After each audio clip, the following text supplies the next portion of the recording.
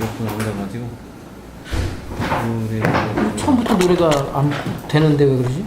아니 몇 분 지나니까 몇 분도 안 걸려서 한 이제 3분 정도 지나니까 조금 기다렸다가 나가봐요. 바로 노래 불렀다. 아, 이게 녹음이 하나도 안 되네. 지금 녹화가. 두 가지 다 안 되는 거예요. 지금 되고 있는 거군요, 이거, 그죠? 네. 노래 불렀거든? 지금 되는 상태인데 목사님 건, 무슨 그 교재가 있어요? 예. 교재를 하나 갖고 와야 된다. 이 조직실험 책이죠. 이제 박형윤 박사가 되는 거거든요. 이 시중에는 이게 지금 아니, 지금 되고 있는 거잖아, 이거. 지금은 되는데 네. 조금 지나면은 메모리가 작아가지고 얼마 안 들어가더라고요. 그리고 이거 새로 이거 다 하고서 지워갖고 김 목사님 갖다 준 건데. 아, 이거 하나 새로 사야 되나? 메모리가 어느 정도 되나? 이건 모르겠어요. 나는. 꽤 된, 어떨 때는 이거 한 번 하면 2주 넘게 하거든요. 메모리가. 이게 설정이 있나 본데? 그러니까 안 되면, 네? 아니, 그 저기 설정이 그 몇 프레임씩 할 건지 20프레임짜리 할 건지 아니면 뭐 그럴 수 있어요? 30프레임하고 이거 정해놔야 돼. 그 메모리가 30프레임으로 되면은 무지개 꼰대요. 그러니까 저 15프레임 아니면 20프레임하고 20프레임이 더부터가 시용화되거든요. 일단 되고 있는 거죠. 동영상이. 그죠? 네. 근데 그게 아니고 얘 소개가 몇 프레임으로 녹화하느냐에 따라서 차이가 많은데. 안 되면, 저 뭐야, 사들 나와서 얘기해줘요.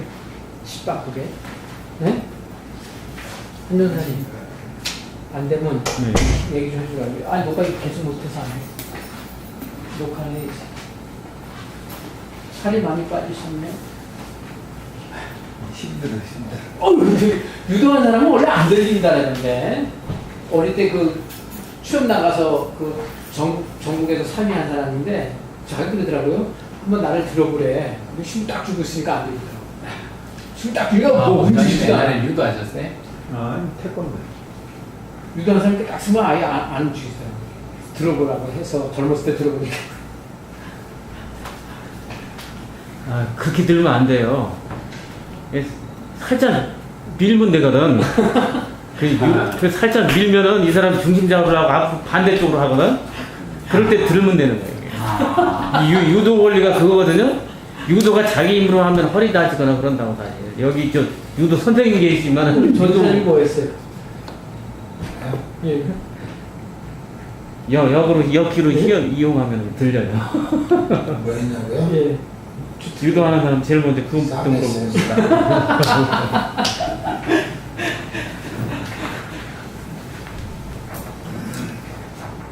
한번 그러니까 그냥 미루면 돼요, 미루면. 일단 안 되면 전사님, 예? 살짝 얘기 좀 해주세요. 그렇지. 그러면 강의를 시작을 하겠습니다. 기도하겠습니다. 하나님 감사합니다. 오늘도 하나님께서 은혜를 부르사 하나님 은혜 가운데 그할 수 있게 하신 말 진심으로 감사를 드립니다. 우리 하는 것들이 인간의 욕심으로 인한 것이 되지 말게 하시고 오직 하나님만 바라보고 주의 영광만 위한 투입이 되게 하옵소서. 주께서 우리사실 큰 날에 진실로 하나님의 큰 영광을 드러낼 수 있도록 우리에게 지혜와 용기를 주시고 믿음을 허락하시고 말씀으로 무장되게 하옵소서. 이 시간에도 주께서 보여주시는 말씀의 은혜를 깊이 깨닫는 시간 되게 하옵소서. 감사드리며 우리 주 예수 그리스도 받들어 기도드립니다. 아멘.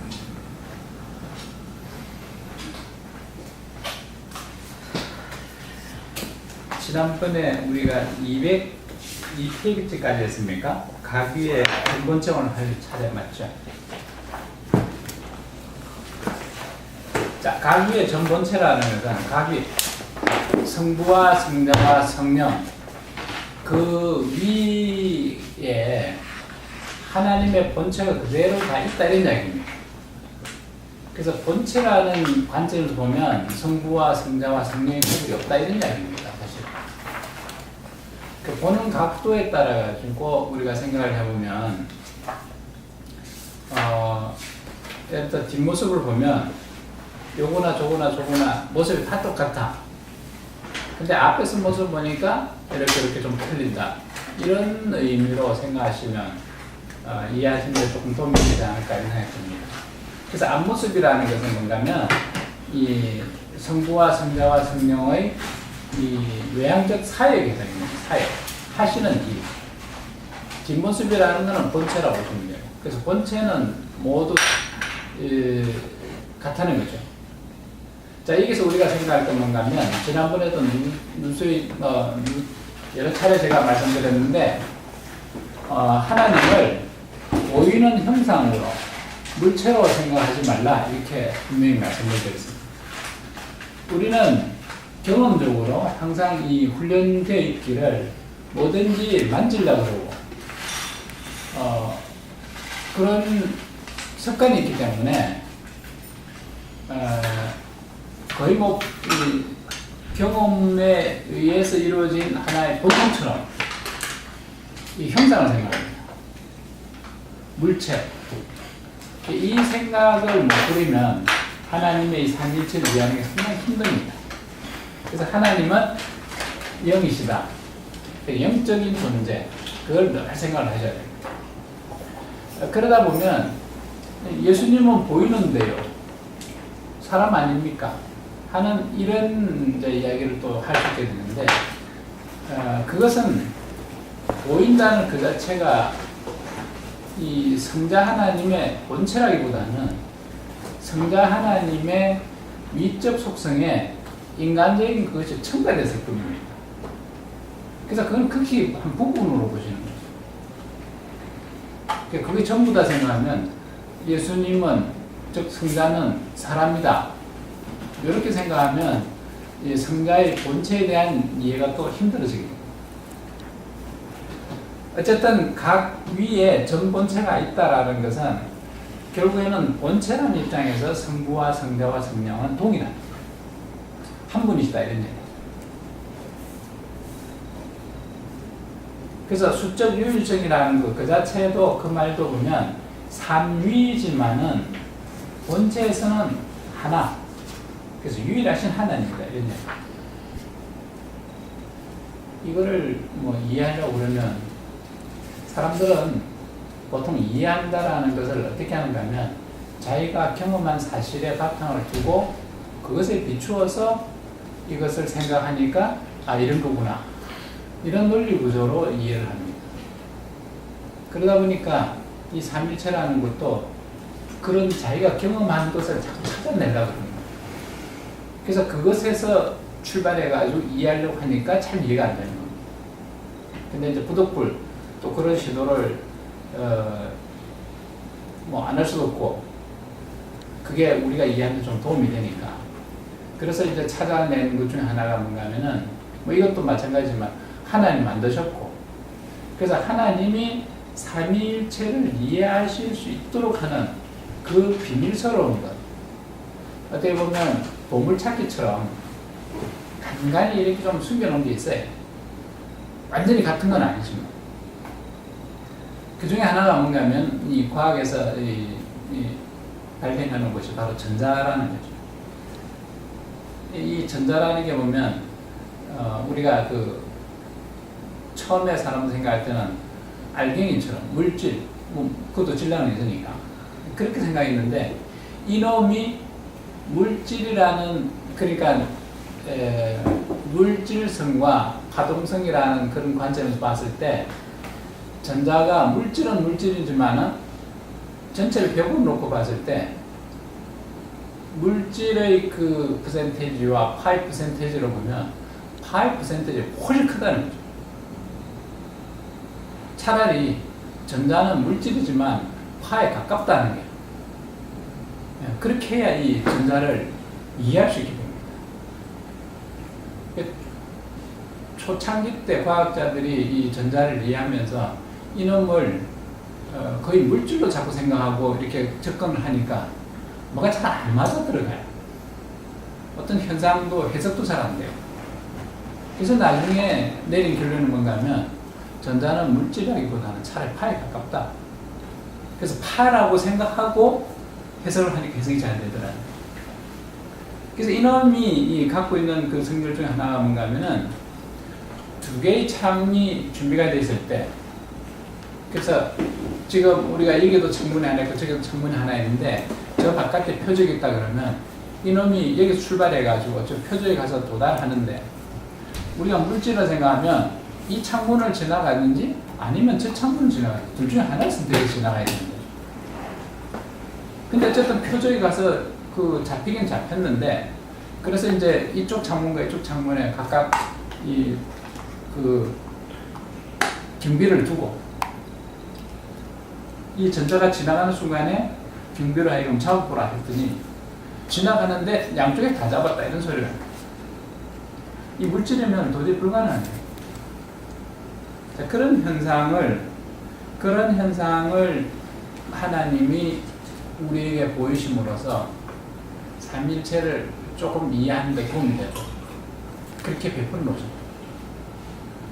그리고 또 빛이라는 것도 보면 참 그 신비스러운 것이, 하나님이 태초에 천지를 창조하시나 그리고 제일 먼저 만드는 것이 빛인데, 그 빛이 결국 오실 주님을 상징하게 되지만 우리를 구원하는, 그 빛이라는 게 우리를 구원한다라는 걸 이미 그 속에 담고 있습니다.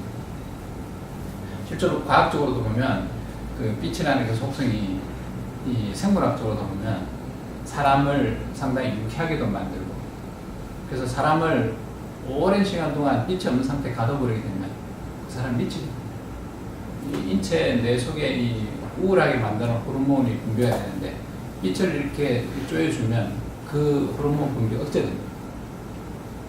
그런 것을 봐서 이 빛이라는 건 우리에게 희망을 타고, 그래서 문학적 표현에도 보면 한 줄기 빛이 있었더라 하는 것은 그 자체가 희망을 상징하는 거죠.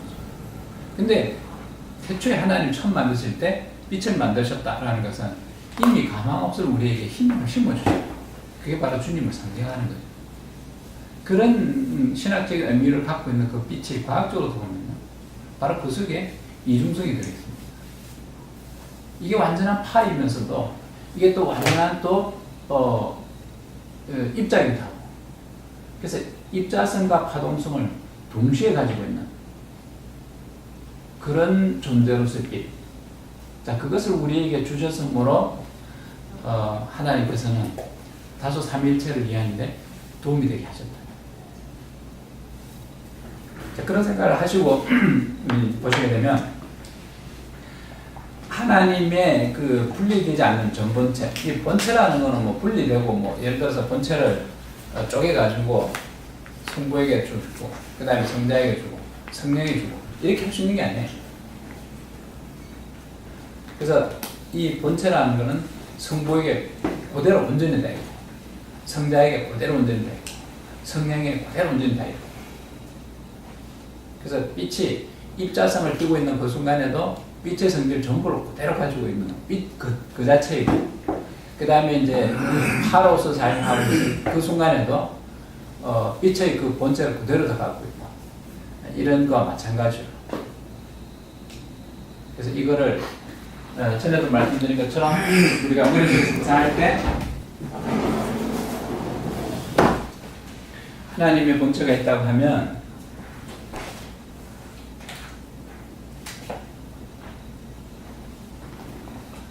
이 본체가 이만큼 이렇게 나눠가지고 이게 성부로 되고 이게 성자로 되고 여기가 성령으로 되고 이것이 아니다.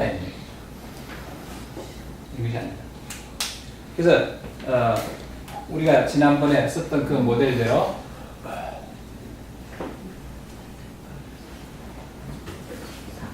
하나님의 본체가 있다 그러면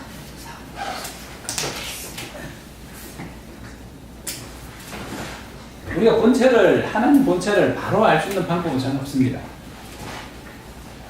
근데 그 본체라는 것은 하나님의 속성을 통해 가지고, 하나님의 속성은 하나님의 완전하십니다 라고도 제가 말씀을 드렸는데, 그 속성, 드러나 보이는 곳으로서 본체를 이해한다는 거죠. 그건 어떤 이야기냐면, 지금 여기 스피커 박스가 있으면 소리가 난다. 소리가 난다라는 건 보이진 않지만 이 속에 분명히 스피커가 있다는 얘기죠. 소리를 내게끔 하는 그런 장치가 이 안에 분명히 있다는 얘기입니다. 그것이 동그란 모양이든지 뭐 네모든지 판이든지 그건 알 수 없지만 어쨌든 소리가 나게끔 하는 그것은 이 안에 들어있다. 그래서 그런 관점에서 보면 그 스피커라는 것이 바로 본체이다. 그리고 이 외형상을 드러나서 소리가 들리는 것, 이거는 하나님의 속성입니다. 그래서 우리가 만나는 것은 바로 그 하나님의 속성이죠. 그 속성을 우리가 이해함으로써 이 속성이 있게끔 하는 그 본체가 있구나. 자, 그것을 하나님 본체라. 본체가 있으면 이 본체를 통해서 속성이 드러난다. 본체로 인해서 이 속성이 드러나는데, 그래서 우리가 이 감춰져 있는 이 본체, 그것을 우리가 여기 이렇게 있다고 생각하세요. 그래서 본체로 인해서 속성이 드러나 보였을 때 어쨌든 이 본체 안에 우리는 어떻게 생각하는가 하면 성부와 성자와 성령이 계신다 이렇게. 본체 속에. 자, 그것이 실질적으로 밖으로 드러나 보일 때, 자, 밖으로 드러나 보인다라는 것은 결국 무엇으로 드러나 보이는가 하면 사역하심으로 드러나 보입니다.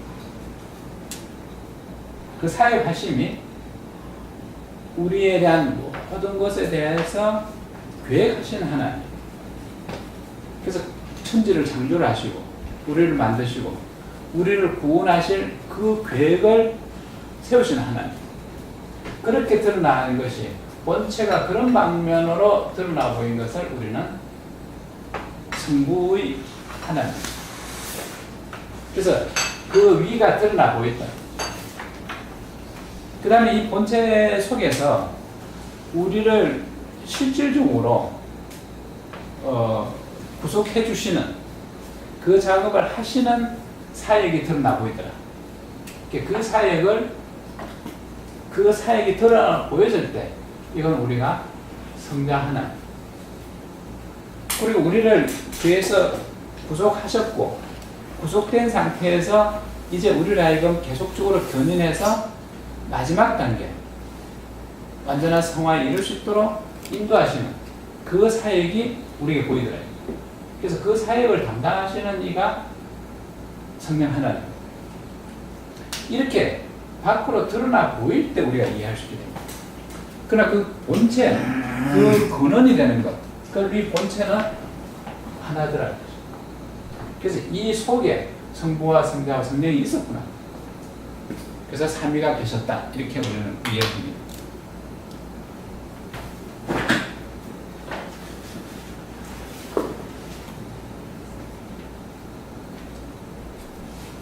그래서 이 본체가 삼위에 배분된 것이 아니다. 이 생각을 잘 하셔야 됩니다. 이걸 잘 이해를 못하다 보니까 나중에 어떻게 된가 하면 삼신론으로 흘러갑니다. 삼신론.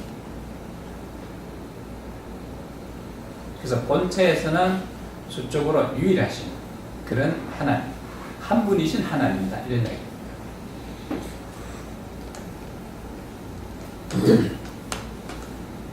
그래서 하나님 안에는 삼위가 계신다. 그래서 한 개의 본체를 가지신데 그 속에 삼위가 있었더라. 이런 얘기죠. 삼위가 있는 걸 어떻게 아느냐? 이렇게 드러나 보임으로써 사역하심으로써 우리는 알게 됐다. 그래서 위의 본체도 결국에는 수적으로 하나이신 하나님입니다. 그래서 이건 결국에는 하나님이 영적인 존재이시기 때문에 이것이 가능해집니다. 만약 물질적 존재라면 이 이야기 안 받아 들어가요. 될 수가 없습니다. 영이신 하나님이시기 때문에 이것이 가능해집니다. 자, 그렇게 되는 것은 하나님의 하나님의 원래 그 속성 이러심으로 이런 것이 이제 우리가 이 자연계 속에서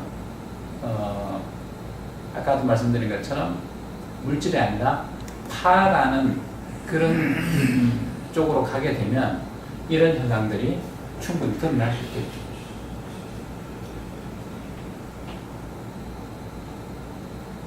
그래서 누누이 이 당부를 드리지만 하여튼 삼위를 물질적인 관점에서 자꾸 생각하려는 그런 생각을 처음부터 무의식 중에라도 하지 마시라는.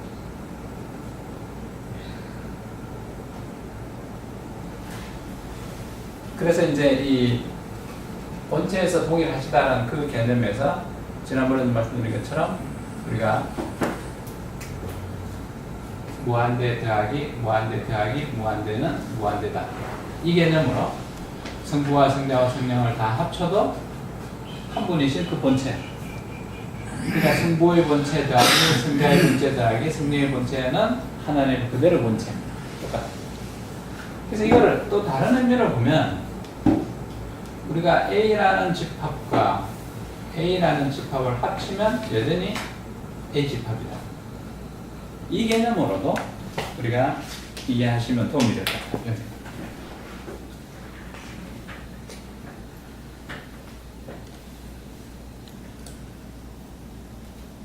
그래서 우리 책에 표시되어 있는 그 203페이지 그 주석단론 그 밑에 부분에 이런 이야기가 있습니다. 삼위일체 자체는 그 안에 있는 묘디의 각자만큼 크시다. 지금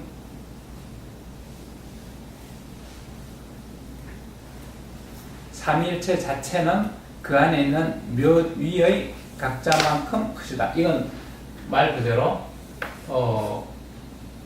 성부의 본체나 하나님의 본체가 똑같고 성자의 본체가 하나님의 본체가 똑같고 성령의 본체가 하나님의 본체가 똑같고 이야기입니다. 따라서 신류와 위 사이에 또는 몇 위들 사이의 구별은 이 구별이 된다는 것은 실제 본체에 의한 것이 아니라 상호관계. 상호관계라는 것은 어떤 의미에서 보면 이 성부와 성자와 성령의 그 인격적 특성, 요 차이, 그런 차이. 그러니까 사역하심에 의한 차이 이 뿐이지 본체에서는 전혀 차이가 없다. 이렇게 이해를 하셔야 됩니다. 그래서 이 사역하신다라는 것이 결국에는 초점이 어디에 맞춰지는가 하면 나를 구원하실 사역입니다. 나를 구원하시려고 이렇게 전능하시고 영원하신 하나님이 나를 위해서 이렇게 사역해 주셨구나. 성부 사역과 성령 사역과 성자 사역을 하셨다는 사실. 이렇게 생각하면 참 대단한 겁니다. 어떻게 하나님이 이렇게 하실 수 있을까? 모든 만물을 창조하시고 모든 만물의 주인이시고 인생을 내게도 하신 하나님이 정말 이 우주에 비하면 아무것도 아닐 것 같은 너무나도 보잘것없는 그런 나를 위해서 이 같은 어마어마한 그런 일을 하셨다는 걸 보면 하나님 나를 얼마나 사랑하시는가 하는 것이 드러나 보이는 겁니다. 근데 이게 워낙 커서 느낌으로 안 와닿습니다. 사실 이 지구가 도는 것이 엄청나게 빨리 도는데 이게 소리로 보면 너무너무 큰 소리를 해요. 근데 우리가 지구가 돌아가는 소리를 듣습니까? 안 들리잖아요. 하나님 은혜가 워낙 커서 너무 커서 우리가 실감 못합니다. 저는 그렇게 생각합니다. 차라리 하나님 사랑이 조금만 했습니다. 지나가는 바람 소리 정도였습니다. 바람이 지나가면 바람이 지나가는 소리가 들리는 그런 정도의 하나님이 아니시라 무한하신 하나님, 나를 사랑하는 그 사랑이 무한하신, 조금만 사랑하시는 게 아니라 무한히 사랑하시는 그 하나님. 자, 그래서 우리 책 203페이지 밑에서 둘레 5번째 줄 여기에 이런 말이 있습니다. 아버지, 아들, 영은 한 신적 본체의 환희한 주체적이시다. 이 표현이 있는데 요거를 조금 더 실감나게 이렇게 좀 이해하려면 이렇게 말을 좀 고치겠습니다. 아버지, 아들, 영은 한 신적 본체의 인격적 특성을 갖는 판양이죠. 성부와 성자와 성령은 인격적으로 판양합니다. 서로 다릅니다. 이렇게 해서 구별이 이루어집니다.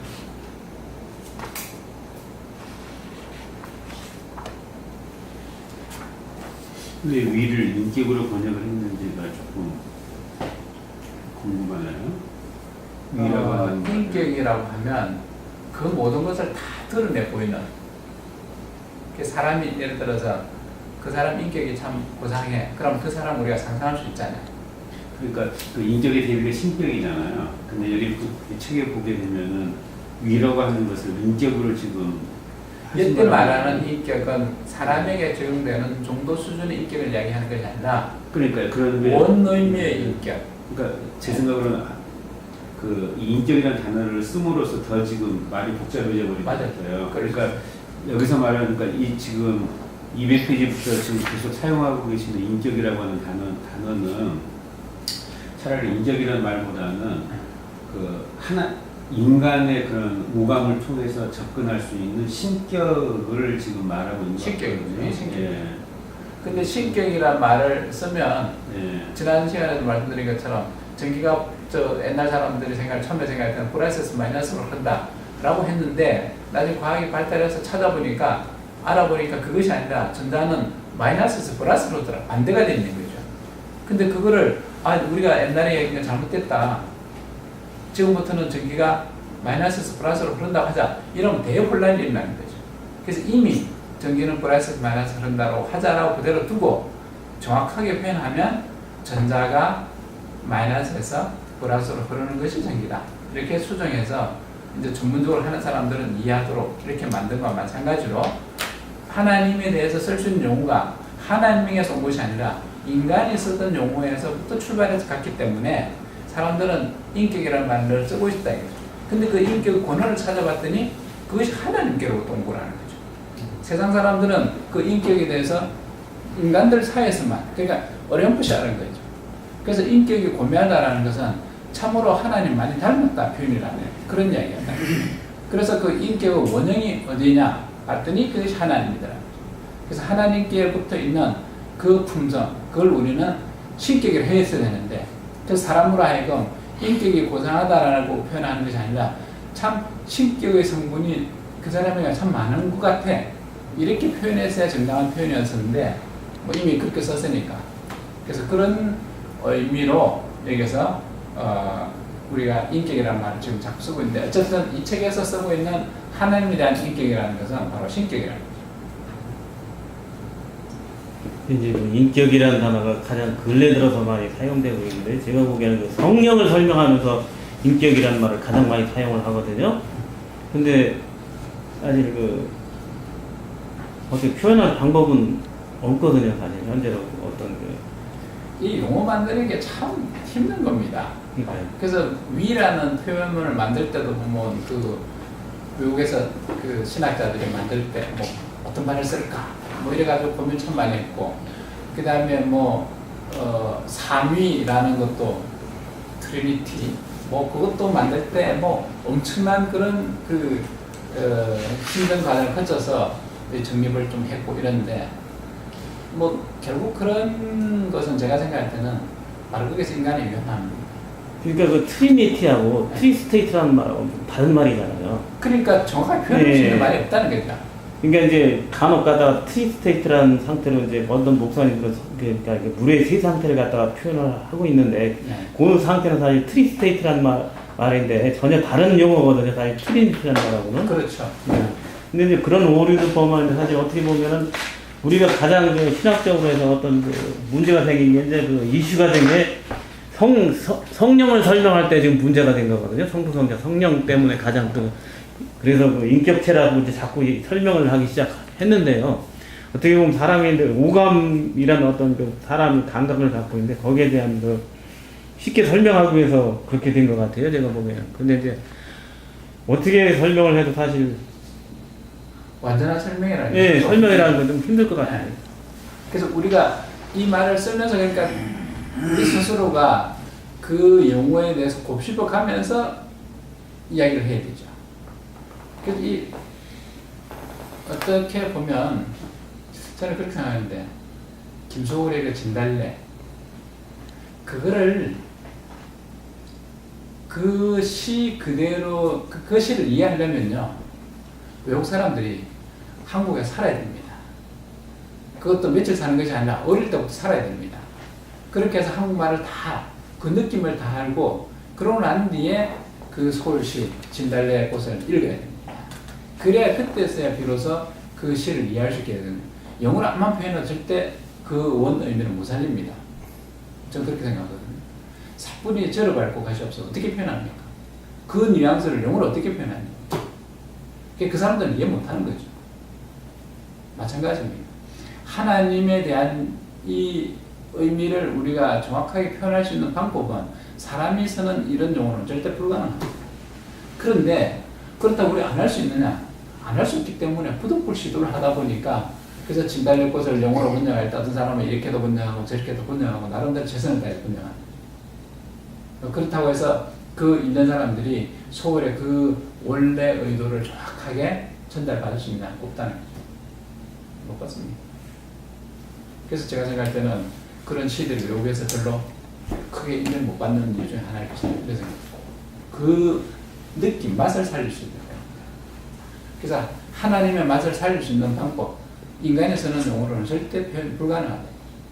그렇다고 해서 안 할 수 없기 때문에 우리가 최선한 방법으로 이렇게도 저렇게도 지금 시도를 하고 있는 거예요. 그 중에 하나가 바로 인격이라는 말을 쓰고 있는 것도 어쨌든지 우리가 좀 더 하나님을 이해할 수 있는 방법으로 동원한 것이 바로 그런 용어라는 거죠. 위라는 말도 그렇습니다. 하나님 위로 쓴 것도 있고 사람이 어쨌든 가깝게 다가갈 수 있는 방법으로 채택한 표현이 위라는 표현이에요. 사문이. 성부, 성자, 성령 외에 그럼 또 성신이라는 무슨 어떻게 표현이 됩니까? 성신이 성령의 이야기 아니겠어요? 하나님의 신, 감동에서 신, 성령이죠. 성령이가 자전거에도 가끔 그 표현의 방법인가? 그 영어를 해석하는 게 방법인가? 성신이라는 말도 있잖아. 동일한 성령하고? 예. 옛날에 이제 번역을 할 때 그 홀리 스피릿과 홀리 고스트 뭐 이렇게 쓰던 것들을 좀 구별해서 번역을 하다가 나중에 합쳤습니다. 그 찬송가에서 많이 나왔었죠. 성신이란 말이. 예. 근데 이제 그걸 다 성부, 성자, 성령 외에 또 성신이 또 따로 있는 건가? 그건 아니고. 사위일체. 저는 사신론 넘어갑니다. 다시는이네. 그 이야기가 우리 책 바로 나옵니다. 204페이지. 이게 신적 본체가 만약에 삼위로부터 독립해 존재한다. 그래서 이게 지난번에 얘기했던 것처럼 이 메두사가 되는 거죠.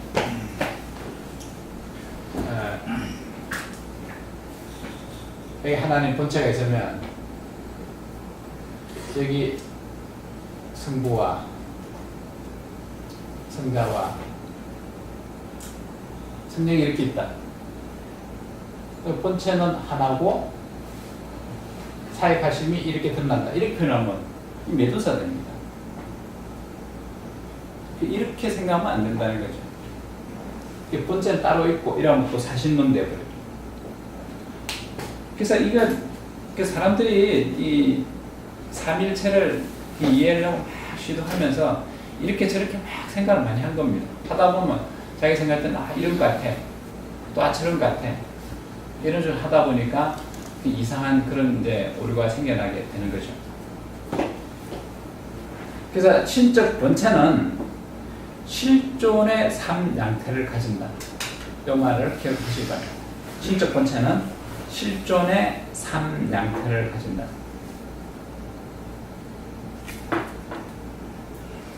그래서 이게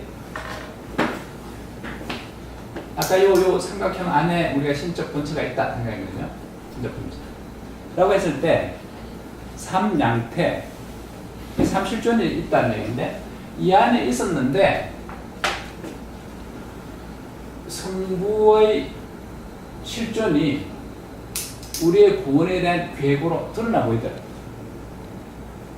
그 다음에 이 성자의 실존이 처음부터 있었는데 이 본체에 있을 때는 우리가 못 느낍니다. 근데 우리를 구원하시러 세상 오셨더라고요. 그때 비로소 우리는 깨닫게 되는, 아, 처음부터 계셨구나. 그 다음에 지금도 우리를 계속적으로 견인해서 바른 길로 인도하시는, 구원으로 인도하시는 성령의 인도하심이 우리와 함께하고 있다 라는 것을 느낌으로써 우리는, 아, 성령이 이 실존이 있었구나. 자, 그렇게 깨닫게 됩니다. 그래서 어쨌든 신적 본체 속에 실존의 삼양태가 있었다.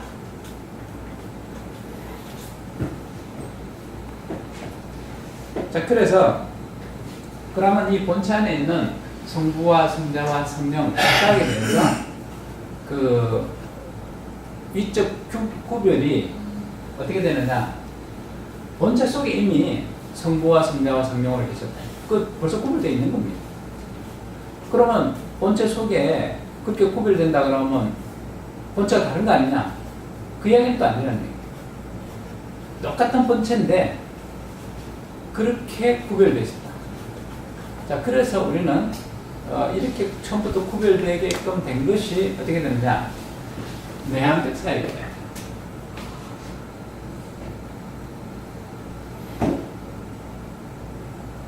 하나님의 내향적 사역하심에 의해서 그렇게 구별된다. 그래서 성부는 처음부터 자존하시는 하나님, 처음부터 계셨다. 시초가 없는 거예요. 우리 사람들은 생각할 때 무엇이든 다 처음부터 출발이 있는 거 아니냐. 그건 우리 인간이 경험을 통해서 얻은 지식일 뿐입니다. 태어나봤더니 우리 아버지가 벌써 계셨네? 그 우리 아버지는 할아버지였나? 그래서 우리 아버지의 생일날 내가 기억한다. 그렇게 다 시작이 있는 것처럼 그렇게 쭉쭉쭉쭉 올라가면 하나님도 시작이 있을 거 아니냐. 이렇게 생각하는 것은 바로 차원의 문제입니다.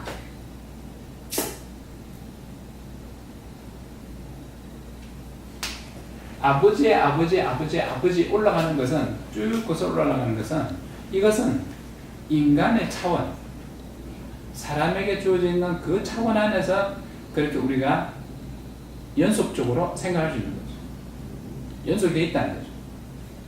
그때 수학에서는 바로 불연속이라는 게 존재합니다. 쭉 연속이 되다가 어느 한순간 딱 단절이 생겨요. 또 다른 세계. 자, 그래서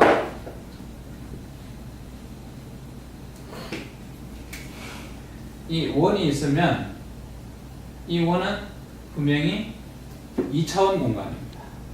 Y축과 X축으로 만들어진 이 2차원 공간. 그래서 이 원 안에 또 다른 원이 있다. 이건 얼마나 상상할 수 있습니다. 또 원이 있다. 같은 이야기죠. 이렇게 해서 만들어진 원을 우리는 동심원이라 얘기합니다. 이렇게 쭉 들어가다 보면 원 안에 또 원이 있고 원 안에 또 원이 있고 원이 있고 쭉 해서 먼 데까지 갈 거 아니냐? 아니고 마지막 순간에는 점에 딱 도달합니다. 이 점 바로 바깥에 있는 원에서 점으로 딱 들어가는 순간 어떻게 됩니까? 차원이 바뀌어버립니다. 이 점은 몇 차원이죠? 차원이 없습니다. 무한대초? 0차원? 차원이 차원이 없다. 이 원점이 의미하는 바가 바로 뭐냐면 원점 안에 원점이 있느냐라고 이야기하면 수학적으로 우리는 질문이 됩니다. 정의되지 않는 거죠. 바로 이 원점이 하나님이시다. 처음부터 계셨다. 그래서 하나님의 또 하나님 있게 한 또 다른 신이 있을 거 아니냐라는 것은 이 차원 안에서 계속 생각하겠다는 이야기입니다. 이 점의 차원으로 넘어가려고 고집을 안 넘어가려고 하는 그런 고집하고 똑같은 거죠. 인간의 경험이 바로 이 차원 안에 머물러 있는 거예요. 그 생각을 그려야 돼요.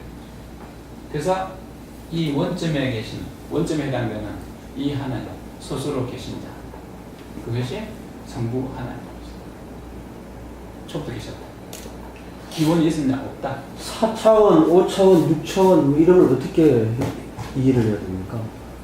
3차원까지는 이해가 될 것 같은데 그 이상의 차원도 있습니까? 자, 우리가 차원 상상하기 참 어렵습니다. 이 휴지가 이렇게 펴져 있으면 2차원이죠. 이걸 또르르 말아가지고 지구 본호로 만듭니다. 그건 분명 면이죠. 이렇게 돼 있으면 시작점과 끝점이 있습니다.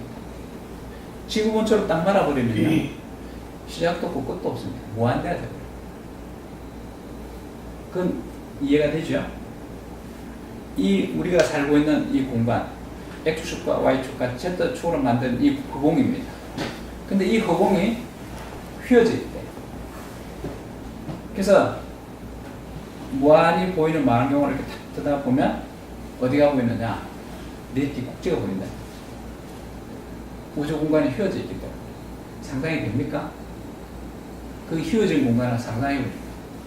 전 아직도 상상을 못하고 있거든요. 그 여태까지 그 물질의 세 상태라고 표현을 했는데요. 그러니까 그 트리스테이트에서 지금 그 액체, 고체, 기체 중에서 이제 그 플라즈마라는 것도 네 상태가 지금 나와 있잖아요. 네, 그렇죠. 예. 근데 이제 실제적으로 차원이 사람이 어떤 그 시간축에 대한 사람의 행동의 그 제약을 갖다가 저는 차원이라고 볼 수 있거든요. 저는 그렇게 해석을 하거든요. 그러니까 지금 내가 얘기하려는 그 중에 마무리를 지으면, 자, 이렇게 휘어진 공간은 3차원 공간 안에서 가능해집니다. 2차원 평면에서는 휘어진 공간을 못 만들어요. 이 우주 공간이 휘어졌다 그러면 벌써 이미 4차원 공간 안에서 휘어진 공간을 상상해야 된대요. 그러니까 휘어진 공간을 상상하려면 우리가 몇 차원 안에 있어야 되는 거야. 4차원의 경험을 충분히 갖고 있어야 이 휘어진 공간을 이해할 수 있게 된다, 이런 이야기가 되는 거죠. 근데 우리는 그 공간이 없거든요. 이 평면상으로만 다니는 개미가 휘어진 이 평면을 공간을 상상할 수 있게는 못한다는 거죠.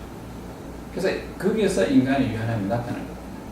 그래서 하나님 어디 계시는지 그 더 위에, 무한대 위에 계신 하나님. 그렇게 따진다 그러면 하나님 무한대 차원. 그러니까 이 차원이라는 이 생각을 하면 이 공간 개념이 되는데, 하나님은 시간이라는 공간과 우리가 일반적으로 느끼는 이런 공간 속에 갇히시는 하나님이 아니에요. 이걸 초월하신 하나님. 그래서 그런 차원으로 자꾸 생각을 하면 하나님은 어떻게 하냐, 이런 공간 속에 가둬버리는 거예요. 그래서 유한한 하나님으로 만드는 그런 오류를 범하게 됩니다. 그래서 여기서 본 것처럼 이 차원에서 전혀 다른 세계로 훅 들어가 버린 것처럼 하나님 우리하고 전혀 다른, 그래서 우리가 이해할 수 없는, 그건 뭐 과학적으로도 뭐 설명하기 어렵습니다. 저도 못하겠고, 그런 하나님, 그걸 우리가 다 설명할 수 있다 그러면 이건 하나님이 아니죠. 그래서 그런 어마어마한 그런 분이 내 하나님이고 나를 구원하시려고 하셨다, 나를 사랑하시고 있다 라고 생각하면, 뭐 아까 말씀드린 것처럼 지구가 도는 소리가 너무 커서 안 들리는 것처럼 하나님 그 무한한 사랑을 우리가 도저히 깨닫지 못하는 겁니다. 느낌을 안 하다요 도대체. 그러니까 하나님께도 맹종맹종하는 거죠. 하나님 너를 사랑한다해도 느낌 안 하는 거죠. 차라리 애인이 내를 사랑한다고 느낌 와가지고 감격이 될 텐데. 그렇습니다. 자, 그래서 이 내한적 사역에서 성부는 이 성자를 어떻게 한다고요? 나오시고, 그래서 우리는 발생이라. 그리고 성자와 성부가 성령 하나님을 어떻게 합니까? 보내신다. 이걸 우리가 발주라. 그렇게 해서 이 순서가 있는데, 이것은 분명히 말씀드리지만 시간적 순서가 아니라 논리적 순서다. 그래서 이게 높낮이겠냐? 높낮이는 전혀 없습니다. 그래서 성부와 성자와 성령은 동등하십니다. 종속된다는 의미는 본체에서 높낮이가 있어가지고 종속된다는 얘기가 전혀 아니에요. 일하시는 데 있어서 사역하시는 데 있어요. 간혹 성경에 보면 주님께서 아버지께로부터 보냄을 받았고 또는 어떤 면에서 보면 아버지보다 못하고 뭐 이런 표현, 비슷한 표현들이 나오는데 그러면 열등하다라는 그런 우리가 느낌을 받게 되는데 그런 본질에서 열등하냐 그게 아니라 이 사역하심에 있어서 어떤 의미냐면 순종이라는 얘기예요.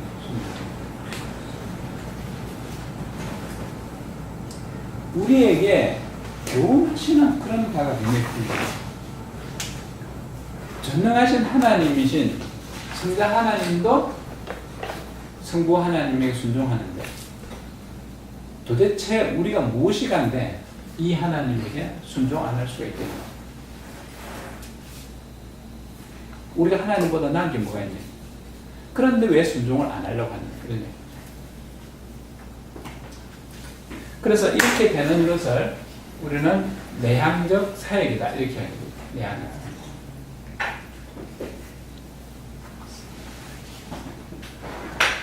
그래서 우리 책에 일정한 순서가 있다라고 이야기하는데 이 일정한 순서라는 것이 바로 논리적 순서를 이야기하고 있습니다. 그래서 이 본체적 삼위일체의 순서가 1은 성부고 2는 성자고 3은 성령이시다. 이렇게 표현을 합니다.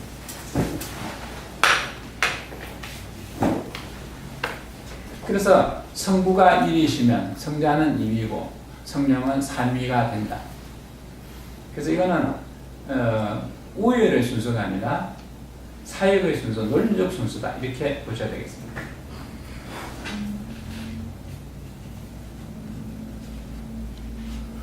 그래서 발생하셨다면 나았다라는 얘기는 이것도 우리가 나았다 표현을 사람이 쓰는 용어로 쓰기 때문에 이런 오류가 생깁니다. 나았다 하면 부모가 있었고 그 다음에 자식이 있으니까 부모가 먼저 있었던 거 아니냐. 시간적 순서를 또 나도 모르게 팍 돌리게 되는 거죠. 그러면 성부 하나님이 먼저 있었고 시간이 좀 지난 뒤에 성자 하나님이 있는 거 아니냐. 이런 의미가 아니라는 거예요. 처음부터 같이 계셨다.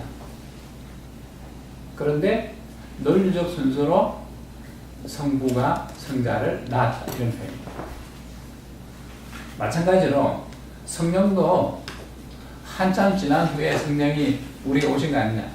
그게 아니라 처음부터 계셨고 또 구약에도 보면 성령의 드러남이 굉장히 많이 있습니다. 주님이 내가 성령을 보낼 것이다 라고 했을 때 오류가 생길 수 있는데 그러면 예수님이 이제 부활하신 후에서야 비로소 성령이 이 땅에 온 거 아니냐 이렇게 생각할 수 있게 되는데 처음부터 계셨다는 거예요. 처음.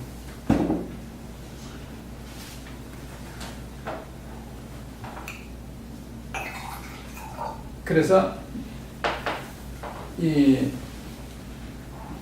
우리 책 205페이지 맨 위에 보면 위적 실존의 양태에 관해서는 어떤 종속을 함의한다 라고 해서 이 종속되는 이야기가 나오는데 여기서 말하는 이 종속이라는 것은 높낮이의 종속이 아니라 논리적 순서의 종속을 이야기합니다. 논리적으로.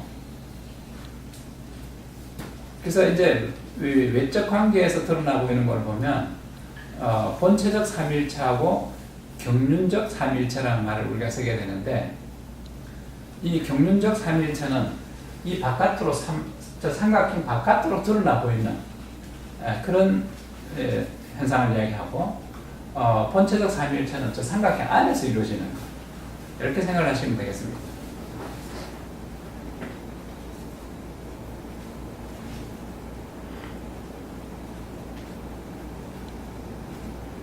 그래서 성부는 영원한 로고스, 하나님의 말씀, 그 다음에 성부 위에 명확한 형상이신 성자 안에 보여진 대로 계시되셨다. 우리가 이 말씀이라는 이야기가 나오는데 태초에 말씀이 계십니다. 이 말씀이 육신을 입고 그래서 주님을 또 다른 표현을 하면 말씀이시다 이렇게 이제 우리가 얘기하는데 도대체 이게 무슨 의미냐는 거죠. 무슨 의미냐. 근데 우리가 그 생각을 해보면 이 말씀이라는 걸 보면 그 사람의 모든 의도하는 것이 그게 다 담겨져 있어요. 다 담겨져 있어요. 그러면 말씀이 육신이 됐다라는 것은 성부 하나님 원래 모든 의도가 성자 하나님의 그대로 담겨져서 이 땅에 드러나고 있다. 이런 얘기죠. 그런 의미에서 말씀이 육신이 됐다. 이렇게 표현합니다.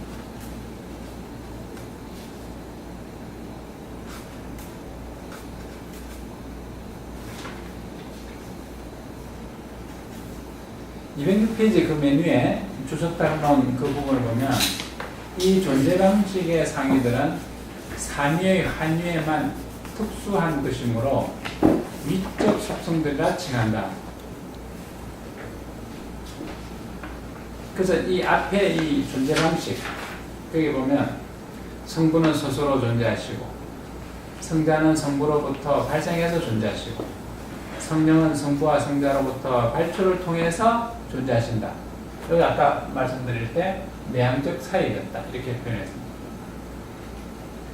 그래서 이렇게 존재하는 성부로 계시고 성자로 계시고 성령으로 계시는 것은 오직 한 위에만, 성부는 성부로서의 위에만 존재하는 거예요. 그 성자가 성부가 되는 게 아니라는 거예요.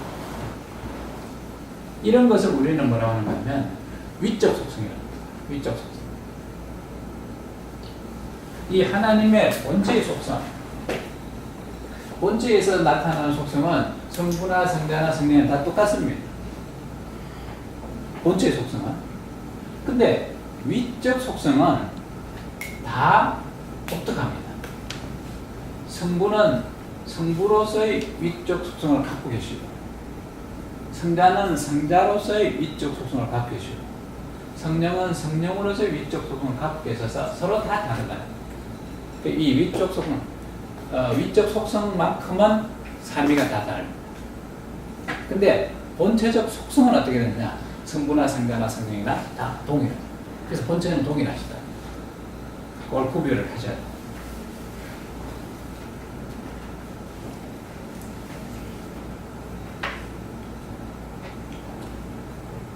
그래서 아까 말씀드린 이 내향적 사역과 더불어서 우리가 외향적 사역을 생각하게 되는데, 이 외향적 사역을 하는 것은 결국에는 나를 구원하시려고 하는 그 일입니다. 나를 구원하시려고 실제로 나에게 드러내 보이신 이것을 통해서 우리는 이 외향적 사역을 이해를 하게 되는 겁니다. 그래서 이 외향적 사역에서 특별히 창조와 그리고 나를 구원하시려고 하는 그 계획은 주로 성부에게만 한정이 되고, 그 다음에 이 구속, 그거는 전적으로 성자에 의해서 이루어지게 되고, 그 다음에 성화는 결국에는 성령이 하시는 일로, 사역으로 그렇게 드러나게 됩니다. 그래서 이 사역을 계획과 구속과, 그래서 이 실행이냐, 이건 구속하시는 거. 그 다음에 이제 성령은 결국에는 우리를 구원을 견인하시는 일. 그래서 이렇게 하는 이것을 우리는 뭐라고 하는가 하면 외향적 사역입니다.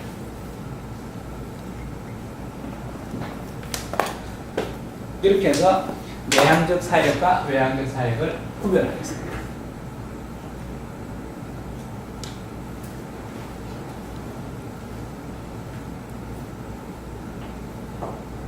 그래서 본체적 삼일체, 아까 말씀드린 것처럼 본체적 삼일체라는 관점을 보면 본체적 내면적 그런 생활에서는 성부와 성자와 성령은 실체에서 어떻게 하냐, 동일하시다. 그 다음에 속성, 이것도 동일합니다.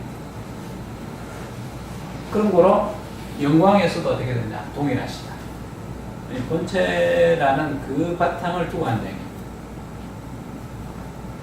그래서 이거는 결국에는 우리하고 아직 관계가 안 돼 있는 겁니다. 삼각형 안에 있을 때는 일단 우리하고는 현재 관계가 없는 상태입니다. 이 삼각형 밖을 나올 때 그때 비로소 우리하고 관계가 맺어지는 거죠.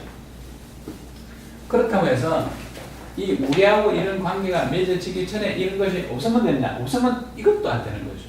그러니까 처음부터 그것이 준비되어 있다. 그래서 경륜적 삼일체라는 것은 이 삼각형 밖에서 이루어지는 그런 삼일체의 의미, 그걸 이야기합니다. 그래서 외향적 사역이라는 것은 경륜적 삼일체가 하시는 일이 됐다. 이렇게 됩니다.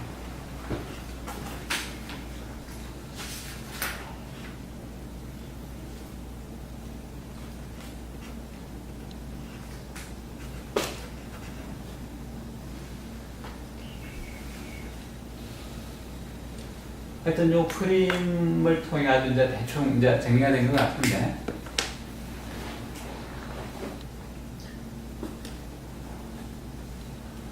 요 그림 이해가 되시죠?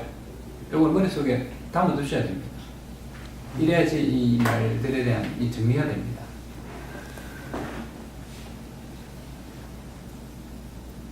그래서 삼위는 본체적 신류에서는 어쨌든 동등합니다. 그래서 위쪽으로 보면 높낮이는 절대 없습니다.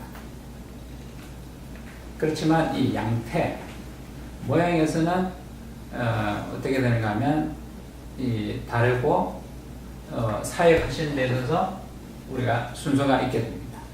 자, 그래서 사역하시는 순서에 따라서 우리가 이 종속이라는 그런 말을 이제 쓰게 되는데, 누차 말씀드리지만 이 종속이라고 해서 아까도 말씀드린 높낮이의 차이, 이런 의미의 종속은 아닙니다. 그래서 하나님은 본체에서는 성부와 성자와 성령은 본체에서는 다 동등합니다. 그래서 한 분이신 하나님, 유일하신 하나님, 이렇게 되는 겁니다.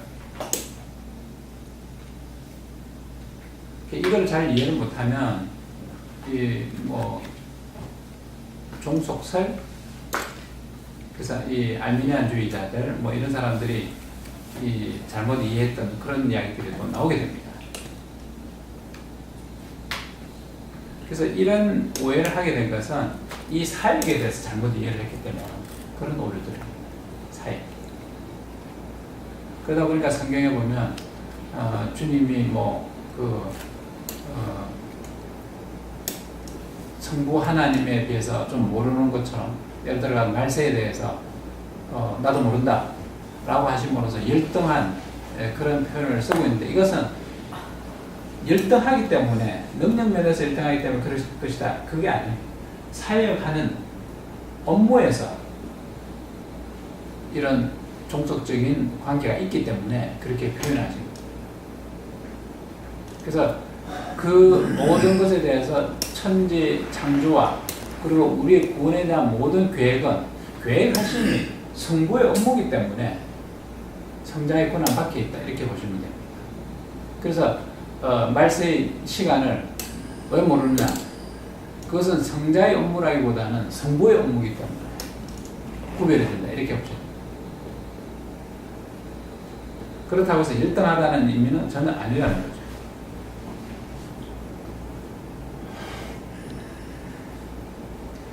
그 다음에 207페이지 그 밑에 주석단론고 중간준 부분에 보시면 아까 말씀드린 것처럼 누누이 동시에 아버지와 아들, 이 아버지와 아들이라는 표현을 많이 쓰게 됩니다.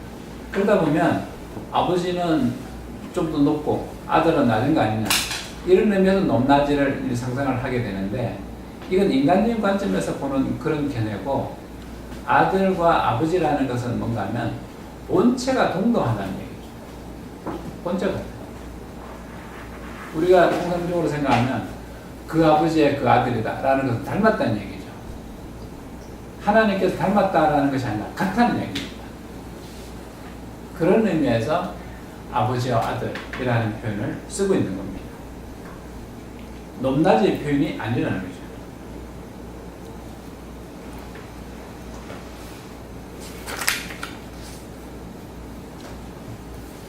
자, 그 다음에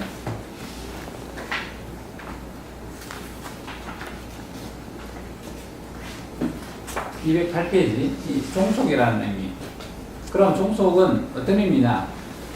이건 첫 번째로는 사역의 순서에 대한 종소, 아까 말씀드린 것처럼 성부가 계획하시고, 그리고 그 다음 논리적으로 봤을 때 성자가 실행을 하시고 구속하시고, 그리고 난 뒤에 성령이 구원하시는 이 순서를 따른다 라는 의미에서 이 순서적 종속을 이야기합니다. 그 다음에 두 번째로는 위쪽 실존 양식에 관한 종속. 무슨 얘기가 하면 성부는 성자를 낳으셨다, 그런 의미에서 종속입니다. 그리고 성부와 성자는 성령을 보내셨다 라는 관점에서 종속이라는 거예요. 그래서 누가 또 높고 낮고 이런 이야기는 아니잖아요.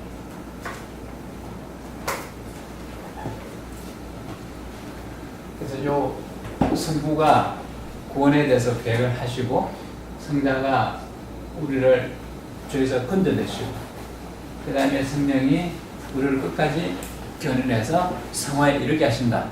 이 역할을 잘 기억해 두시기 바랍니다. 그래서 이 성부 하나님이 이 계획하시는 것, 저기서부터 출발이 되는 거죠. 그런 의미에서 이건 기초적이고, 성자의 세계의 구속 사역, 우리 책 209페이지 위에 두 번째 줄입니다. 성자의 세계 구속 사역, 이거는 성부 사역에 종속한다.